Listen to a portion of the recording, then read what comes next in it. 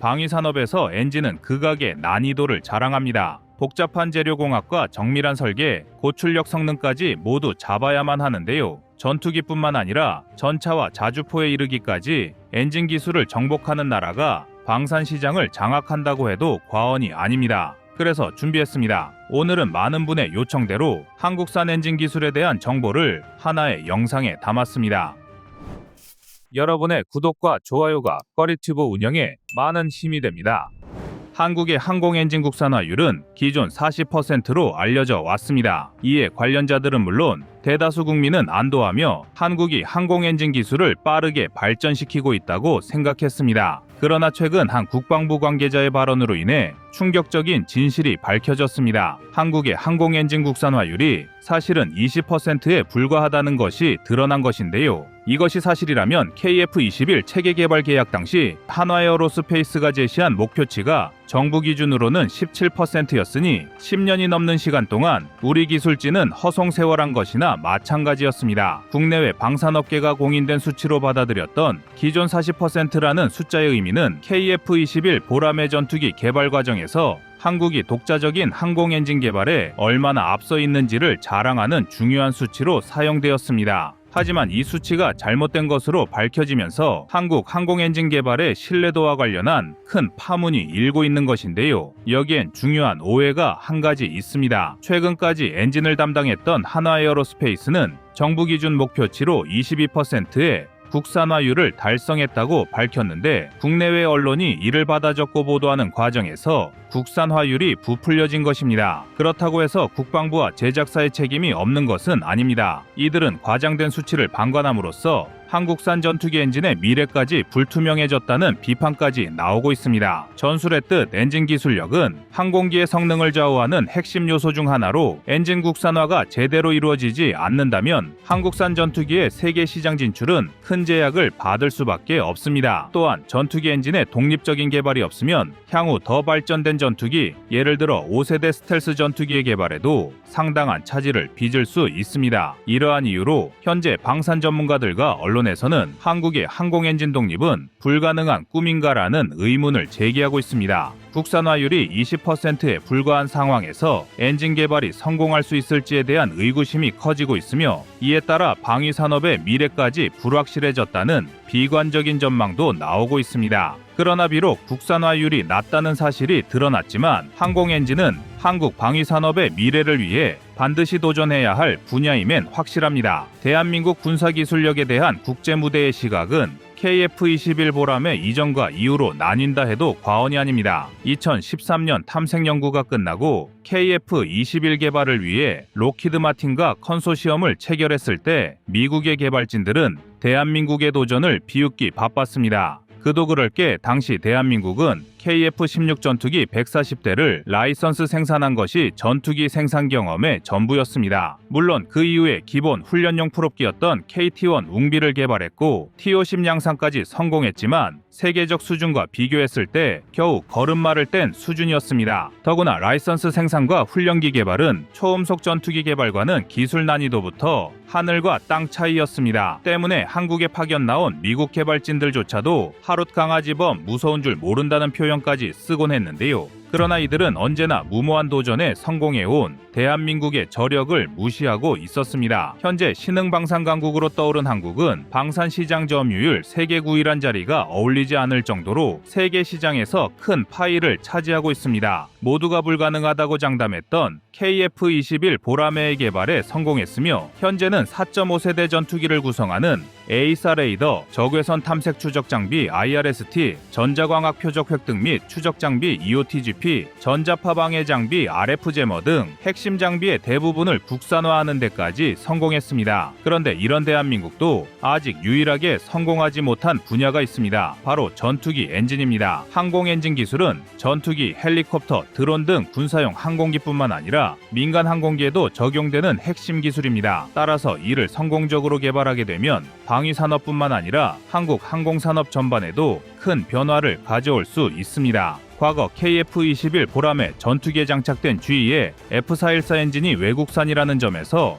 독자적인 엔진 개발의 필요성은 꾸준히 제기되어 왔는데요. 이에 따라 한국 정부와 기업들은 첨단 항공 엔진 개발 세미나까지 개최하며 본격적인 항공 엔진 개발에 박차를 가하고 있었습니다. 이 세미나에서는 한국이 현재 선진국 대비 약 70% 수준의 항공 엔진 기술을 보유하고 있다는 평가를 받는데요. 물론 이 수치 역시 지극히 낙관적인 전망을 포함한 수치로 세계적인 경쟁력을 가지기에는 부족할 수 있지만 향후 2039년까지 세계적인 수준의 엔진 기술을 확보할 계획이 구체적으로 제시되었습니다. 제시안에 따르면 현재 KF-21에 들어가는 F414 엔진보다 10에서 15% 정도 출력이 증가한 새로운 엔진을 개발하고 있다는 것인데요. 이는 한국 항공 엔진 기술의 큰 도약을 의미합니다. 항공 엔진은 단순한 기계가 아닙니다. 이는 수십만 개의 부품이 완벽하게 조화를 이루어야 하는 첨단 기술의 집약체로 이를 개발하는 것은 군사력뿐만 아니라 국가 기술력 전체를 증명하는 중요한 도전 과제입니다. 따라서 한국이 이 기술을 성공적으로 개발할 수 있다면 방위 산업의 미래는 물론 국가의 기술적 자립도 크게 증진될 것입니다. 더구나 한국이 항공 엔진 개발을 완료할 경우 약 1,700대 이상의 엔진 수요가 발생할 것으로 예상됩니다. 이는 단순히 전투기 엔진뿐만 아니라 다양한 군사용 및 민간용 항공기에도 적용될 수 있는 범용 엔진을 개발할 수 있다는 의미입니다. 경제적 이익은 약 27조 원 수준으로 예상되며 이로 인해 방위 산업뿐만 아니라 항공산업 전반에 걸쳐 큰 경제적 성과를 거둘 수 있을 것입니다. 물론 한국이 항공 엔진 개발 분야에서 후발주자임은 분명합니다. 하지만 이를 과도하게 깎아내릴 필요는 없습니다. 전 세계적으로도 항공 엔진 개발은 매우 어려운 과제이며 이미 많은 선진국도 크고 작은 실패를 겪어왔습니다. 예를 들어 일본의 경우 항공 엔진 개발을 위해 막대한 자금을 투입했음에도 불구하고 독자적인 전투기 엔진을 개발하는 데 성공하지 못했습니다. 일본은 기술적 도약을 이루지 못하고 결국 미국의 엔진 기술에 의존하게 되었으며 현재까지도 독립적인 엔진 개발에는 어려움을 겪고 있습니다. 물론 튀르키예, 중국, 러시아 등은 자체 기술로 15,000파운드급 이상의 엔진을 개발했다고 주장하지만 전문가들과 실제 성적은 신뢰도가 상당히 떨어집니다. 우선 튀르키예는 롤스로이스와 공동으로 TFX 전투기의 엔진을 개발하고 있지만 협상이 지연되면서 개발 완료 기간이 다가오고 있음에도 여전히 엔진을 탑재하지 못하고 롤스로이스에 끌려다니고 있습니다. 또 중국은 말할 것도 없는데요. 중국은 제니10에 자체 개발한 WS 시리즈 엔진을 탑재하려고 했지만 연이은 출력 부족 문제를 겪으면서 러시아의 전투기 엔진을 뒤로 빼돌려 탑재해왔습니다. 더구나 이런 엔진도 걸핏하면 결함을 일으키면서 수출한 아음속 훈련기가 연달아 추락하는 황당한 사건이 벌어지고 있습니다. 반면 프랑스는 라팔 전투기 엔진 개발에서 여러 차례 기술적인 난관에 봉착했지만 이를 극복하며 유럽 내에서 독자적인 항공 엔진을 성공적으로 개발한 사례가 있습니다. 현대공중전에서 제공권을 확보하기 위해 초음속 전투기가 필요로 하는 엔진의 최소 출력은 15,000파운드급 이상입니다. 문제는 현재 전 세계에서 15,000파운드급 터보팬 엔진을 제작할 수 있는 게 미국의 제너럴 일렉트릭, 프레셋 위트니, 그리고 영국의 롤스로이스 3개 기업뿐입니다. 그만큼 항공 엔진 개발은 단기간에 이루어질 수 없는 장기 프로젝트이며 기술적 난관과 실패는 필연적으로 따라옵니다. 하지만 중요한 것은 실패를 극복하는 의지와 기술적 도전 정신입니다. 한국은 이미 방산 분야에서 여러 차례 기술적 난관을 극복해왔으며 이번 항공 엔진 개발도 그 연장선상에서 긍정적인 결과를 낼 수 있을 것입니다. 한편 한화에어로스페이스는 6세대 전투기용 엔진 개발과 같은 첨단 항공 엔진 개발에 지속해서 투자하고 있으며 2028년까지 국내외 연구개발 전문 인력을 800명으로 확대할 계획입니다. 이는 향후 한국이 고사양의 항공 기술을 확보하고 주변 국가의 기술 경쟁에서 우위를 점하기 위한 전략적 조치로 보입니다. 만약 한국이 항공 엔진 개발을 성공적으로 마치면 전 세계에서 독자적인 항공 엔진을 보유한 6번째 국가로 기록될 것입니다. 이는 한국 방위산업의 위상을 더욱 높이는 중요한 계기이며 더 나아가 5세대 스텔스 전투기를 비롯한 차세대 항공기 개발에도 독자적인 엔진을 사용할 수 있는 능력을 갖추게 되어 한국의 군사적 자립도와 전력 증강에 커다란 이바지를 할 것입니다. 여러분의 구독과 좋아요가 꺼리튜브 운영에 많은 힘이 됩니다. F-15K 레전드 파일럿으로 잘 알려진 이상혁 조종사가 1호기를 몰고 초고난도의 고개 비행을 펼치며 KF-21의 우수한 기동성을 펼치자 박수갈채가 쏟아졌고 하늘을 가로지르며 배를 뒤집고 수직 상승과 하강을 자유자재로 구사하는 KF-21의 모습에 관람객은 환호성을 내질렀습니다. 사천 에어쇼에서 펼쳐진 KF-21 보람의 시범 비행은 우리 국민만 아니라 내외 신기자, 해외 도입국의 시선을 사로잡았습니다. KF-21은 현재 순조로운 양산 과정 중이며 오는 2026년부터 20대를 순차적으로 인도할 예정인데요. 2015년 프로젝트 독자 개발 선언 이후 9년 만에 이루어진 성과로 대한민국 방위산업 역사의 새로운 장을 열었다고 평가받고 있습니다. KF-21 양산이 확정된 이후 한국항공우주산업은 가상현실, 증강현실, 혼합현실 기술을 적극 도입하여 스마트 정비 및 교육 시스템을 개발하고 있습니다. 이번 에어쇼에서는 KF-21의 전자식 기술 교범과 메타버스 기반 원격 지원 체험 공간을 마련하여 KF-21의 후속 지원 능력을 과시했습니다. IETM 시스템은 전통적인 교범과 달리 복잡한 정비 절차와 시스템 구조를 쉽게 전달할 수 있는 최첨단 디지털 교범입니다. VR 고글을 통해 항공기 내부 부품을 자세히 살펴보는 체험이 가능하며 이러한 기술 덕분에 KF-21을 해외에서도 원격으로 정비할 수 있습니다. 더 이상 한국으로 항공기를 이송할 필요 없이 원격으로 유지보수를 수행할 수 있어 효율성이 크게 높아질 전망입니다. 이는 방산 수출에서도 필수적인 기술로 폴란드와 같은 FA50 도입국도 큰 관심을 보이고 있습니다. 이번 사천 에어쇼에서 주목받은 또 다른 포인트는 KF-21에 탑재될 국산 유도 무기와 엔진입니다. LIGN-X1은 한국형 GPS 유도 폭탄과 장거리 공대지 유도 미사일 천룡을 소개했으며 특히 천룡은 49m 길이의 강력한 무기 체계를 자랑합니다. 이러한 유도 무기는 지하 벙커나 주요 시설을 초토화할 수 있는 능력을 갖추고 있어 실전 배치 시 KF-21의 치명적인 무장으로 자리 잡을 것입니다. 이로 인해 천룡은 보람의 발톱이라는 별칭으로 불리며 2028년까지 개발이 완료될 예정입니다. 이번 보람의 개발 과정에서 외신의 가장 큰 주목을 받는 분야는 바로 엔진인데요. 대한민국이 독자 전투기 엔진 개발에 나서겠다고 선포한 지 불과 1년도 채 지나지 않아 성과가 나타나고 있습니다. 한화에어로스페이스는 24,000파운드급의 초고 성능 엔진을 개발하여 KF-21 블록3뿐만 아니라 차세대 전투기에 공급할 계획인데요. 전투기 관련 기술이 폐쇄적으로 관리되는 점과 대만의 전투기 엔진 개발 포기 사례를 보면 우리가 얼마나 어려운 길을 가고 있는 것인지 알 수 있습니다. 이러한 리스크와 개발 비용에도 우리가 엔진 자립을 포기할 수 없었던 데엔 몇 가지 경제적 군사적인 전략이 숨어 있었는데요. 우리가 전투기 엔진 개발에 성공한다면 성능 측면에서의 향상은 물론 다양한 경제적 이익이 뒤따르기 때문입니다. 새로운 엔진의 출력은 현재보다 증가하여 최대 18,000에서 2만 파운드급으로 예상되는데요. 이 경우 전투기의 속도, 기동성, 항속거리, 무기 탑재 능력 등이 모두 늘어나게 됩니다.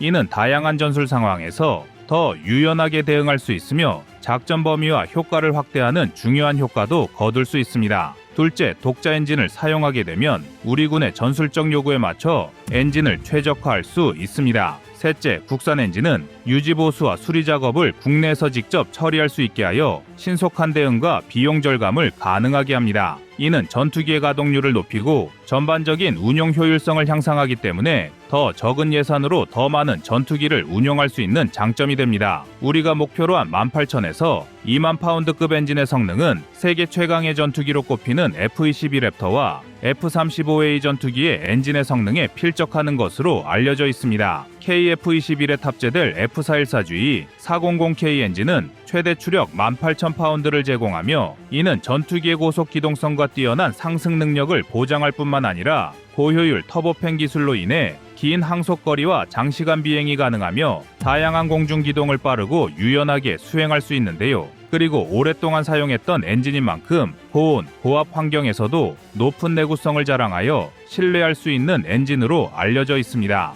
그래서 대한민국이 목표로 하는 엔진이 현재 KF-21에 탑재된 F-414G 400K급과 동일하거나 약간 상회하는 엔진으로 목표를 설정한 것입니다. 하지만 기체의 형상학 구조와 세부 성능 재원이 다르기 때문에 절대적인 비교는 어렵지만 우리가 개발할 18,000에서 2만 파운드급 엔진을 장착한 전투기를 보면 그 성능을 대략적으로 알 수 있습니다. 그리고 또 먼저 알아야 할 게 있는데요. 바로 추중대중량비와 익면하중입니다. 먼저 전투기의 추중대중량비는 엔진의 추력대 중량 비율을 나타내는 단어인데 이는 전투기 성능의 중요한 지표 중 하나입니다. 추중비가 높을수록 전투기는 더 빠르게 가속하고 더 날렵하게 기동할 수 있습니다. 예를 들어 추중비가 1 이상인 전투기는 수직으로 상승할 수 있습니다. 더 쉽게 말해 추중비가 매우 중요한 요소라고 평가할 수 있는데요. 높은 추중비는 전투기가 적의 공격을 회피하거나 신속히 대응할 수 있는 능력을 제공하며 공중전에서의 우위를 점하는 데 중요한 역할을 합니다. 또한 전투기가 더 많은 무기와 연료를 탑재하고도 기동성을 유지할 수 있게 하여 작전 범위와 지속 시간을 확장하는 데 기여합니다. KF-21과 유사한 엔진을 장착한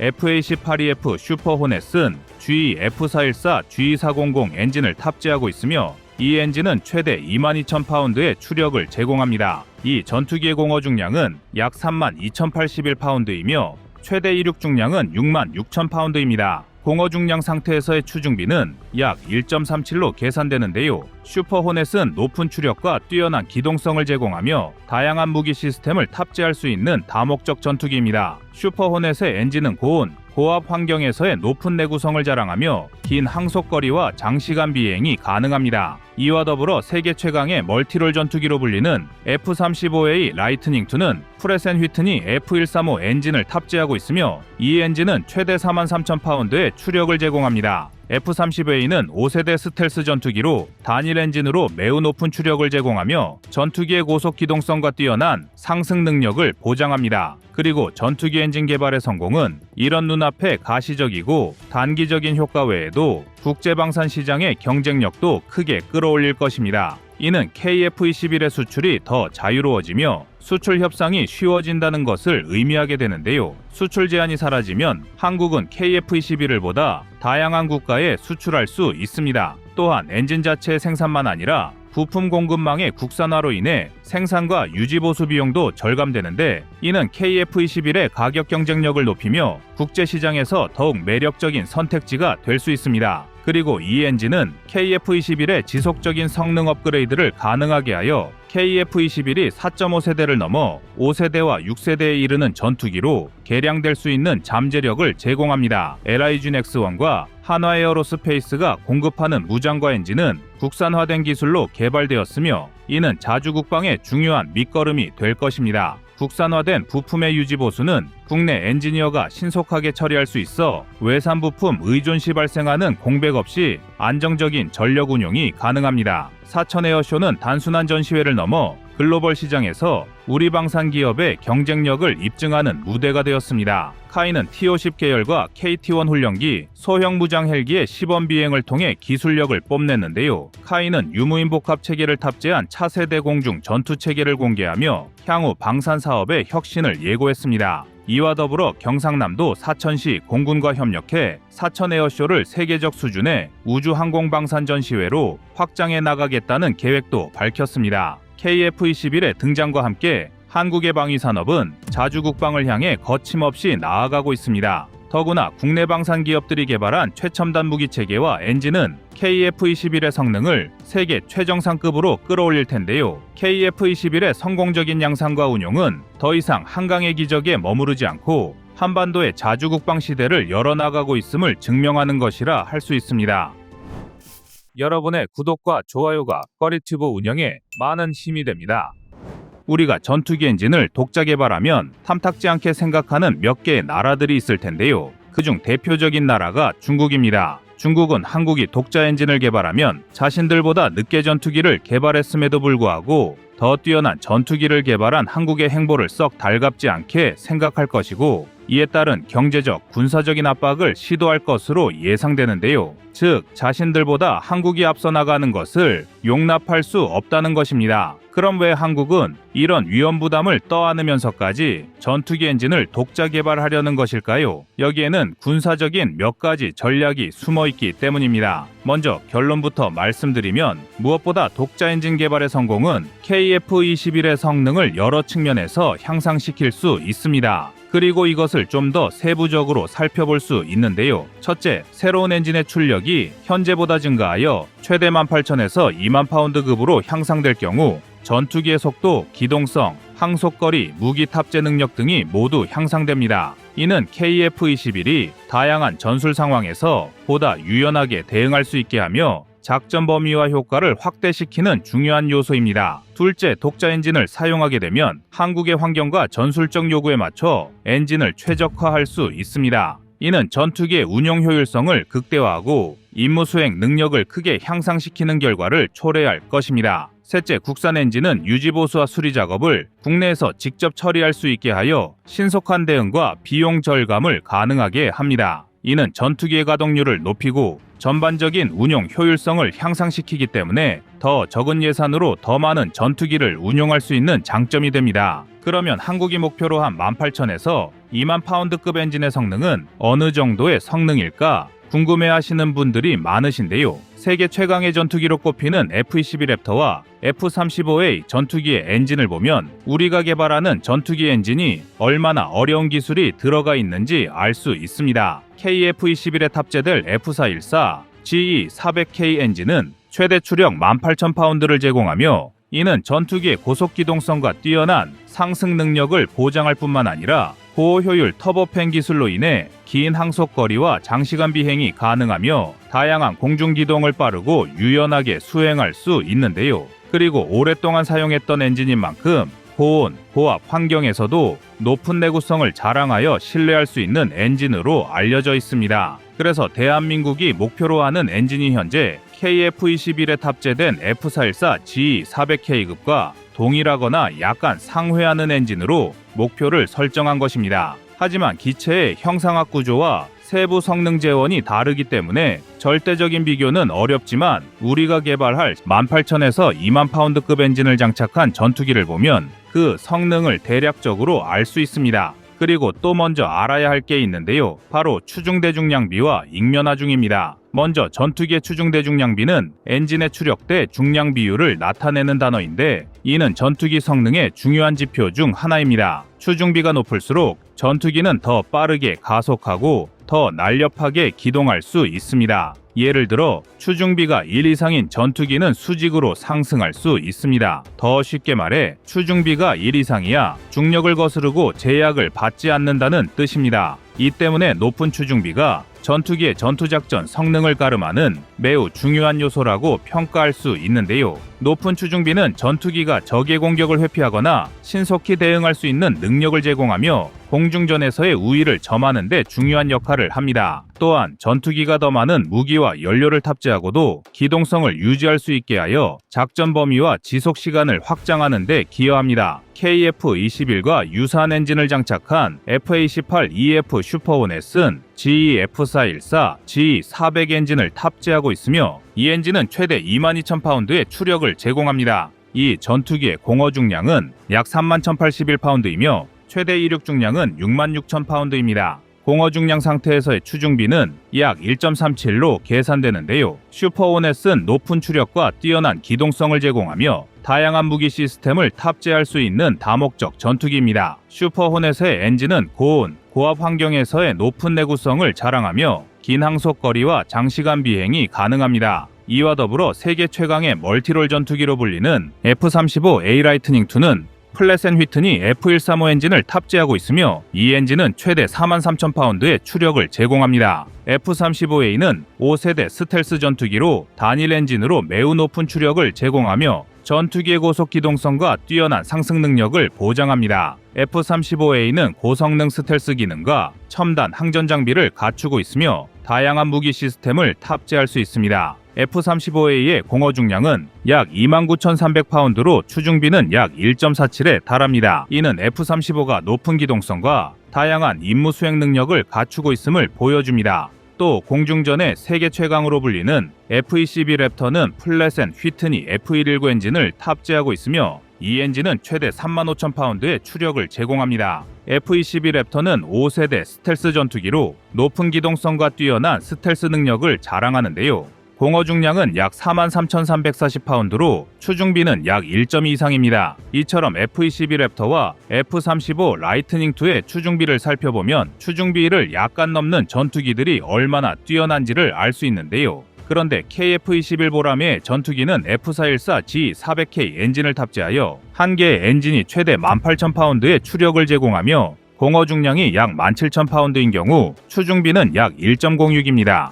그런데 KF-21은 이런 엔진을 2개 장착하고 있는데요. 이 정보를 바탕으로 계산하면 KF-21의 추중비는 약 2.1입니다. 이는 KF-21이 매우 높은 기동성과 뛰어난 상승 능력을 보유하고 있음을 의미합니다. 물론 익면화중에 따라 전투기의 기동성이 변동되기는 하지만 미국이 개발한 전투기들보다 추력 대중량비는 뛰어나다는 것을 알 수 있습니다. 그럼 한국이 전투기 엔진을 독자 개발하면 국제방산 시장에서의 경쟁력 부분은 어떻게 바뀌게 될까요? 먼저 독자 엔진을 사용함으로써 미국의 수출 통제에서 벗어날 수 있습니다. 이는 KF-21의 수출이 보다 자유로워지며 수출 협상이 용이해진다는 것을 의미하게 되는데요. 수출 제한이 사라지면 한국은 KF-21을 보다 다양한 국가에 수출할 수 있게 되며 국제방산 시장에서의 경쟁력을 크게 강화할 수 있습니다. 그리고 국산 엔진을 사용하게 되면 부품 공급망의 국산화로 인해 생산 비용이 절감되는데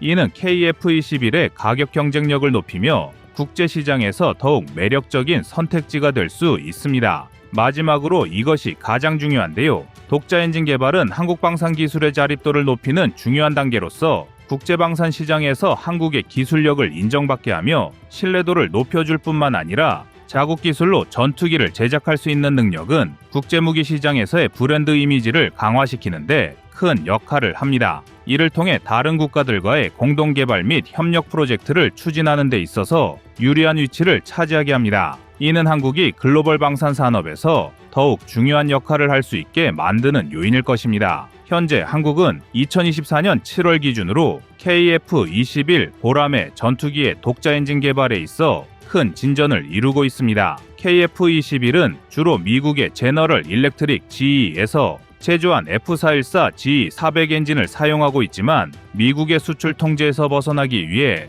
독자 엔진 개발을 추진하고 있습니다. 현재 하나하 에어로스페이스는 최근 KF-21에 장착될 엔진의 개발에 착수했으며 2030년대 중반까지 개발을 완료할 계획이라고 밝히고 있는데요. 이를 위해 한화에어로스페이스는 창원에 새로운 공장을 설립하여 연간 300개의 엔진을 생산할 수 있는 능력을 갖추고 있습니다. 그리고 2025년 말까지 첫 엔진을 생산하겠다고 밝혔습니다. 또한 한화에어로스페이스는 앞으로 6세대 엔진 기술 개발을 목표로 하고 있습니다. 6월 27일 세계적인 군사 전문지 디펜스 뉴스를 살펴보겠습니다. 한국 정부와 한국항공우주산업은 KF-21 보람의 전투기 첫 20대의 생산 계약을 체결했습니다. 이번 계약은 KF-21 개발의 80%가 완료된 시점에서 이루어졌으며 KF-21 시스템 개발 프로젝트가 여러 어려움 속에서도 대량 생산 단계에 안정적으로 도달할 수 있었던 점을 강조합니다. 이번 첫 생산 계약은 40대의 KF-21 블록 1과 80대의 블록 2 전투기 중 첫 20대를 포함하고 있으며 추가 20대의 주문도 검토 중이라고 전하고 있는데요.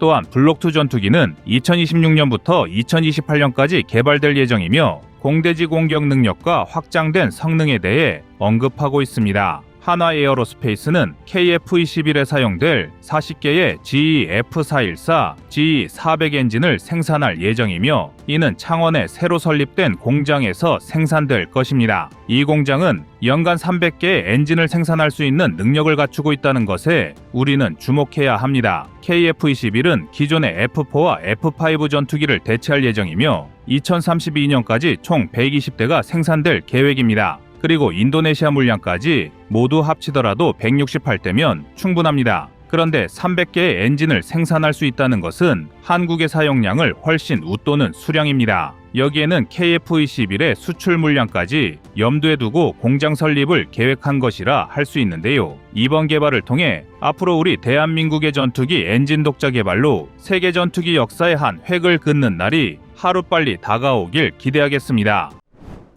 여러분의 구독과 좋아요가 꺼리튜브 운영에 많은 힘이 됩니다. 대만은 오랜 시간 동안 자체적인 차세대 전투기 개발을 추진해왔지만 최근 현지 언론 보도에 따르면 기술력 부족으로 인해 포기를 결정한 것으로 드러났습니다. 대만은 전투기 엔진을 포함한 95% 이상의 부품 국산화를 이루는 방식으로 차세대 전투기를 개발하려 했으나 대만의 국방부는 자국이 보유한 항공 기술력에 한계를 느끼고 자체 개발 포기를 선언한 것입니다. 이로써 대만이 추진했던 ADF 차세대 방공 전투기 개발 계획은 중단이 됐으며 대만이 기존에 계획했던 경국호 전투기의 개량이나 해외 전투기 도입으로 방향 전환을 할 것으로 예상됩니다. 대만 차세대 전투기 개발의 핵심은 엔진 자체 개발인데요. 대만의 중상과학원은 2018년부터 2023년까지 베가 프로젝트라는 코드명 아래 항공기 엔진의 첨단 핵심 기술을 연구 개발하는데 총 17억 1천만 대만 달러를 책정했습니다. 베가 프로젝트는 두 단계로 나뉘어 진행됐는데요. 1단계는 5년 동안 진행됐고 2단계는 2029년까지 계획되었으나 여러 난관으로 인해 중단되고 말았습니다. 베가 프로젝트의 목표는 대만 항공기 엔진 기술을 향상시키고 차세대 전투기 엔진 추진 시스템을 개발하는 것이었습니다. 특히 F124 엔진을 기반으로 개량형 F124 엔진을 개발하기 위해 다양한 첨단 기술을 연구하는 등 엔진 기술 수준을 높이고자 노력을 기울였습니다. 베가 프로젝트 1단계에서 엔젤 프로젝트를 비롯한 기타 24개의 핵심 기술을 연구 개발했지만 기대했던 만큼의 획기적인 성과를 얻지 못하였고 2단계로 진입하기 위해 필요한 기술적 기반을 충분히 마련하지 못했습니다. 결국 제한된 국방 예산과 기술력 부족으로 인해 베가 프로젝트의 2단계는 중단되었습니다. 지금은 눈물 없이는 볼 수 없을 정도로 처참한 상황이지만 대만의 전투기 개발 기술이 한국보다 훨씬 앞서 있을 때도 있었습니다. 1980년대 초반에 대만은 자체적으로 전투기 경국호를 개발하기 위해 나섰고 미국 방산기업의 지원을 받으며 엔진과 항전 장비를 확보해 경국호 개발 사업을 진행할 수 있었습니다. 대만은 추후에 다른 전투기를 개발할 때도 엔진 자체 개발이 핵심이라 판단하고 미국의 하니웰과 협력하여 F124 엔진을 개발했고 이는 어느 정도 성과를 나타냈습니다. 이후 대만은 더 높은 출력의 엔진을 개발하려고 했으나 막대한 예산과 기술의 벽에 막혀 실패하고 만 것입니다. 대만 입장에서 차세대 전투기 개발이 중단된 것은 뼈아픈 일이 될 수밖에 없는데요. 대만 공군의 주력 전투기는 로키드 마틴의 F-16과 프랑스의 미라주 2000 그리고 경국호인데요. 경국호는 1989년 첫 배치 이후 30년 이상 운용되며 개량해왔지만 기술적 개념이 현대 공중전에는 맞지 않아서 대체 기종이 필요했습니다. 그러던 와중에 2016년 차이잉원 전 대만 총통은 중국의 압박이 거세지자 국방력 강화를 위해 차세대 전투기 개발 사업을 추진하기로 결정했고 이듬해 대만 국방부는 차세대 전투기 연구 개발이 차이잉원 총통 취임 후 매우 중요한 정책으로 자리 잡았다고 발표했습니다. 하지만 역시나 개발 과정은 순조롭지 않았고 대만은 미국의 도움을 요청했습니다. 2023년 5월 타이베이에서 열린 대만과 미국의 방위산업 포럼에서 대만 국영 방산업체인 한샹항공의 후카이용 회장은 차세대 전투기 개발을 위해 미국이 엔진, 항전 장비, 제어 시스템 등의 기술을 지원해주기 바란다고 밝혔습니다. 하지만 미국 역시 중국과의 마찰을 원치는 않았기 때문에 이마저도 쉽지 않았습니다. 그런데 대만이 겁도 없이 차세대 전투기 개발에 뛰어들 수 있었던 것은 앞서 언급한 것처럼 대한민국의 KF-21에 자극을 받았기 때문입니다. 현대전에서는 첨단 무기 체계도 중요하지만 물량의 중요성도 결코 무시할 수 없습니다. 러시아 우크라이나 전쟁에서도 드러났듯이 무기의 물량은 아직도 중요한 요소인데요. 시대에 뒤처진 무기 체계라도 막대한 물량으로 밀어붙인다면 최신 무기 못지않은 위력을 발휘할 수 있습니다. 특히 대한민국의 잠재적 적국인 중국의 경우 인해 전술을 넘어 이제는 대량의 무기를 앞세우는 기해 전술까지 채택하고 있습니다.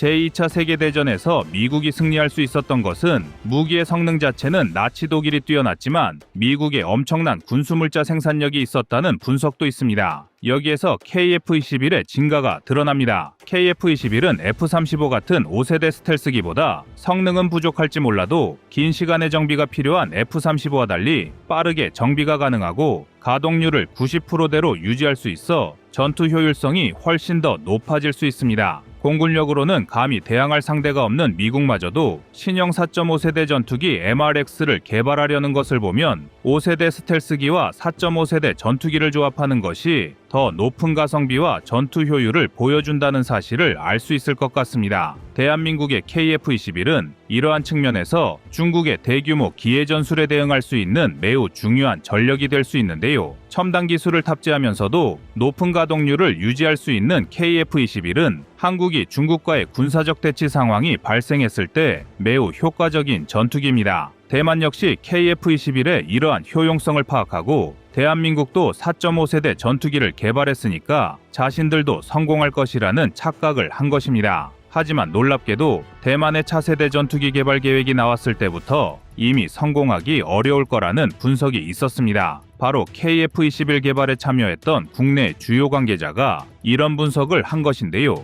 해당 전문가는 대만은 해외에서 고성능 전투기를 도입하기 어렵고 중국과 바다를 사이에 두고 대치하고 있어 차세대 전투기를 자체 개발하려는 계획은 충분히 이해할 만한 일이지만 실행에는 여러 난관이 존재한다고 내다봤습니다. 대만은 이미 과거에 경국호를 개발하는 과정에서 많은 문제를 겪었는데 상당한 시간이 흘렀음에도 전투기 개발 기술이 발전하지 못한 것을 보면 차세대 전투기 개발에서도 똑같은 문제를 겪을 수 있다는 예견을 한 것입니다. 무엇보다 가장 큰 문제로 지적했던 것은 예산 책정입니다. 대한민국은 KF-21 개발에 8조 원의 예산을 들였는데요. 이마저도 다른 나라에서는 너무 적은 예산이라고 했을 정도입니다. 그런데 대만이 불과 1조 원의 예산으로 KF-21과 비슷한 성능의 전투기를 개발하려 하는 것은 무리라는 분석을 내놓은 것입니다. 그렇다면 차세대 전투기 개발을 포기한 대만의 다음 스텝은 어떻게 될까요? 현재 대만은 영국, 이탈리아, 일본이 공동 개발하고 있는 GCAP 사업에 참여하는 것을 적극적으로 검토하고 있는 것으로 알려져 있습니다. GCAP 사업은 2020년대 후반에 시제기 양산 단계로 접어들 예정인데요.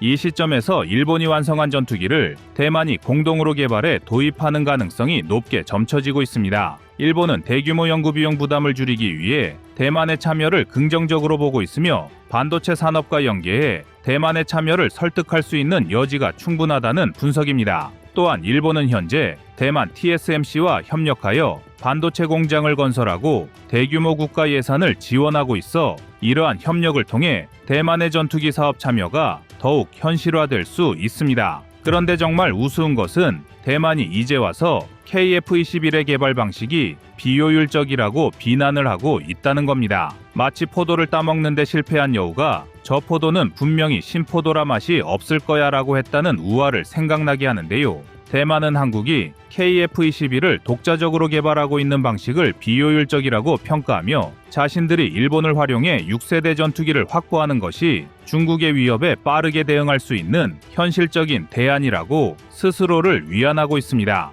내 주변의 사람이 무슨 일에 도전하여 성공하면 그 분야를 만만히 생각하고 별 생각도 없이 덤벼들었다가 처참한 실패를 맛보는 경우를 종종 보게 되는데요. 지금 대만의 차세대 전투기 자체 개발 실패가 딱 그 꼴이라고 할 수 있을 것 같습니다. 여러분의 생각은 어떠신가요? 이상 꺼리튜브였습니다.